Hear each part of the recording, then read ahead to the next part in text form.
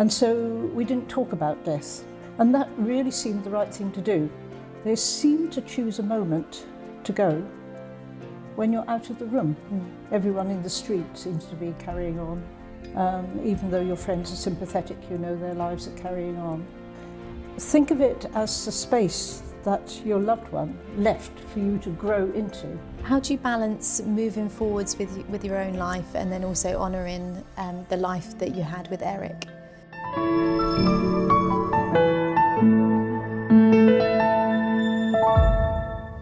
Hello, I'm Hannah and welcome to the Life and Loss podcast, where we discuss difficult topics including living with a life-limiting illness, dying, death and bereavement. Nothing can prepare us for the profound impact of losing a loved one, even if we know that their time is limited. When faced with the reality of death, we often find ourselves navigating through a mix of emotions and experiences that can feel overwhelming.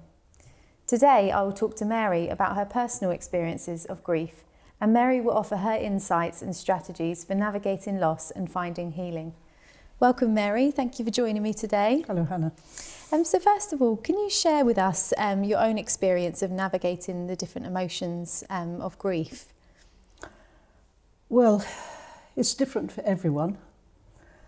And so when you talk to other people about their experience of grief and bereavement, you pick up a lot of things that you have felt, but also things you don't feel at all. So the first thing I would say, I think, is that it's very individual. And you have to find your way. It's an individual journey. However much help you get, it's still yours. And secondly, nothing prepared me. I thought I was prepared. I knew Eric was dying. He'd been given a terminal diagnosis, and the diagnosis was spot on. So you think, with one part of your mind, that you're prepared, but nothing prepares you. Nothing.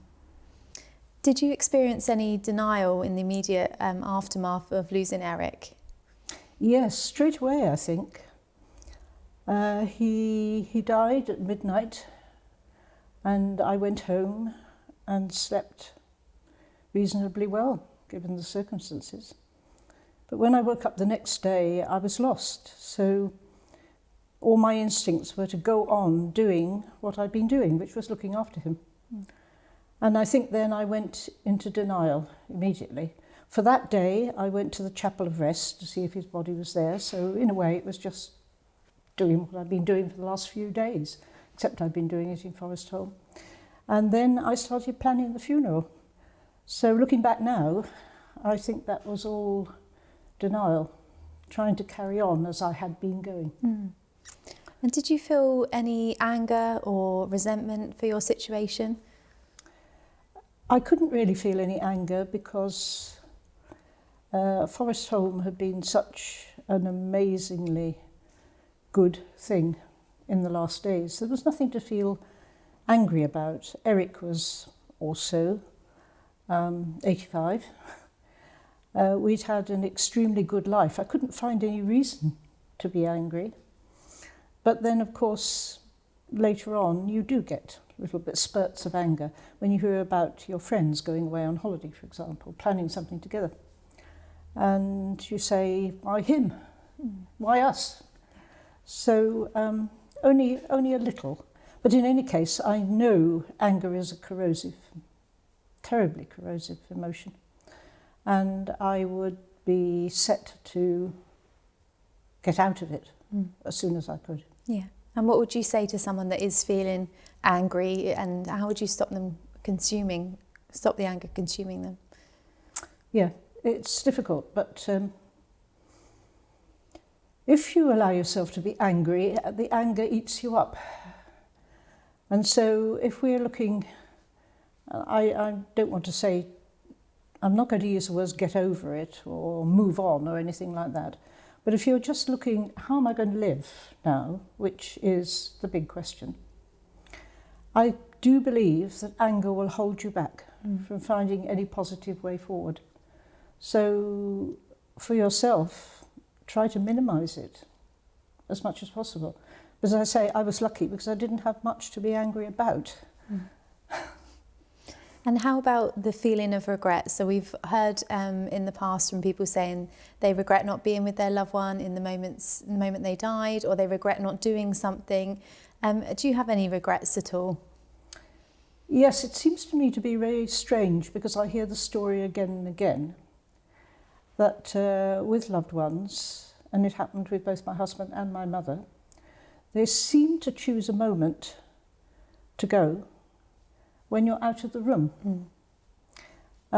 Whether they're choosing it or not, who knows? So of course you'd always rather be in the room, but time and time again people say to me, oh, it was the same for me. And I just slipped out to the loo, came back and was aware of the huge silence. So he'd gone. It's a minor regret though, because I like to think that they choose their moment. And if that's the moment he chose, as with my mother, then that's fine with me. I think other regrets, well, honestly, I defy anyone to say that they have absolutely no regrets. Mine were that since the terminal diagnosis, Eric and I had decided that we were going to live for life. We were going to go on living. And so we didn't talk about death. And that really seemed the right thing to do. There have been times since when I regretted that we didn't talk a little more about it. But what I say to myself is, it seemed the right thing at the time. It was the right thing for him, it was the right thing for me, so it must have been okay. And so that regret is just, you're just making yourself agonised. Don't do it. Don't do it. If you did what you thought was best at the time, that's the best any of us can do. I hope that you are finding this episode helpful as you navigate through your own grieving journey. Grief is deeply personal and often isolating. If you'd like to share your own thoughts or experiences, please comment below. And often when your partner dies, the rest of the world carries on and time ticks by.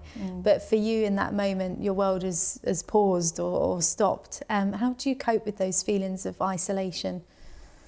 Well, it's very difficult. Everyone in the street seems to be carrying on. Even though your friends are sympathetic, you know their lives are carrying on. And yours has stopped. As you say, the clocks have stopped.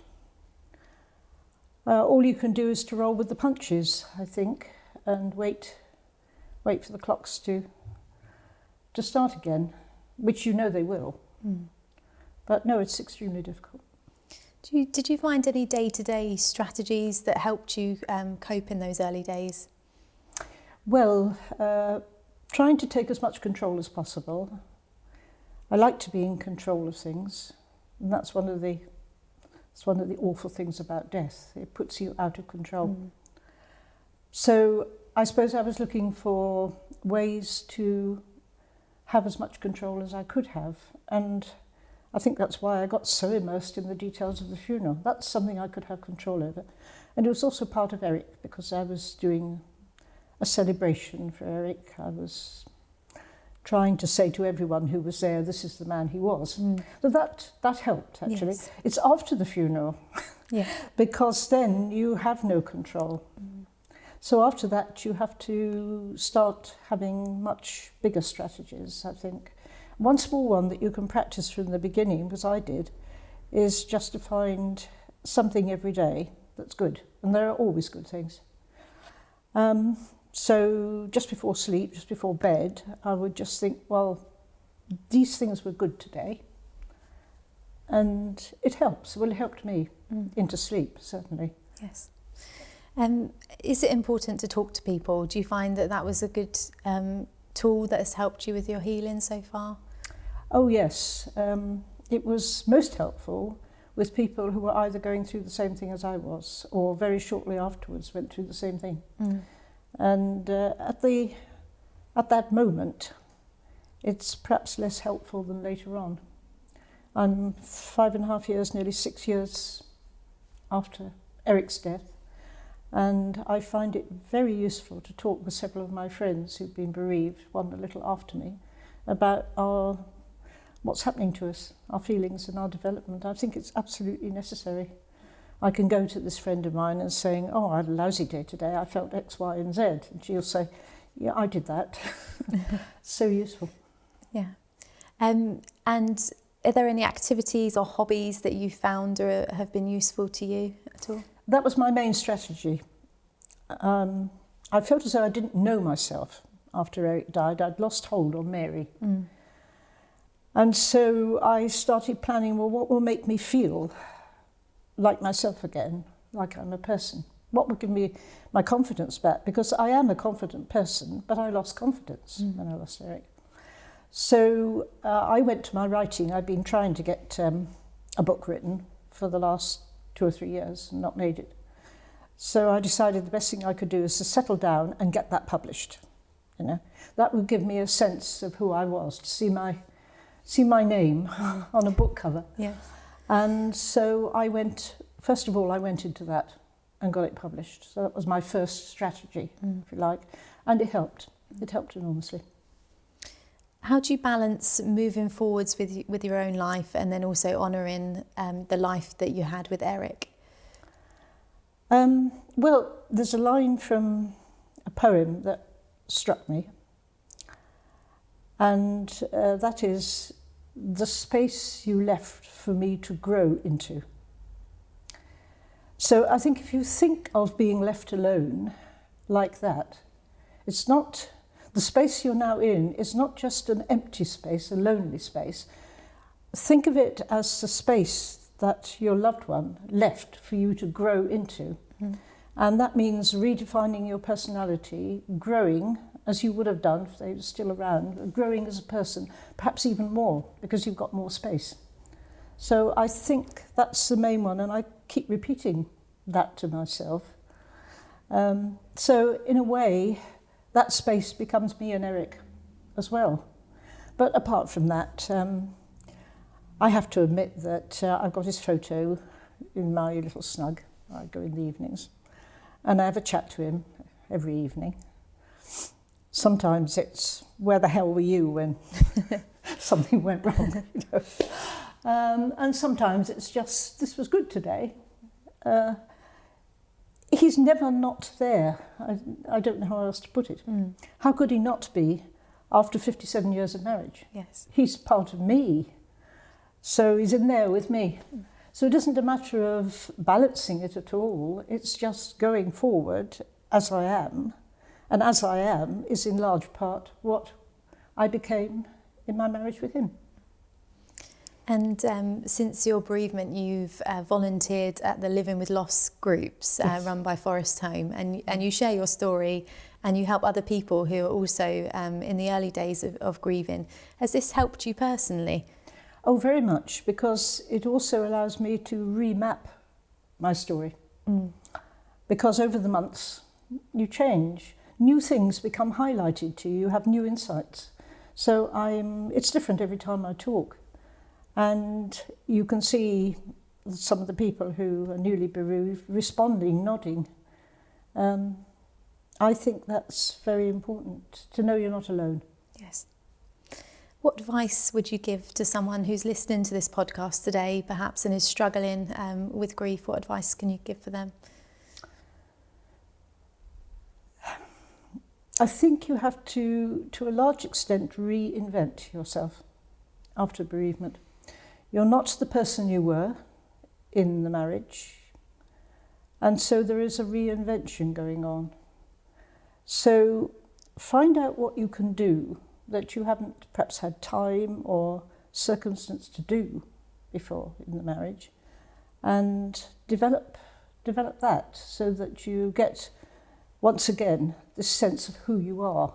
I started exploring poetry classes in local libraries and writing classes and all sorts of things like that. And they're extremely good for me. And of course, you're helping other people at the same time. There's nothing as healing, as I see it, as being able to use your experience to help other people. So that's what I would say. Reinvent yourself, find new things to do. Thank you so much, Mary. And thank you for listening to the Life and Loss podcast by Forest Holme Hospice Charity. If you'd like more information on our work, please visit our website, which is www.foresthomehospice.org.uk. Thank you. Grief is a journey that none of us should navigate alone.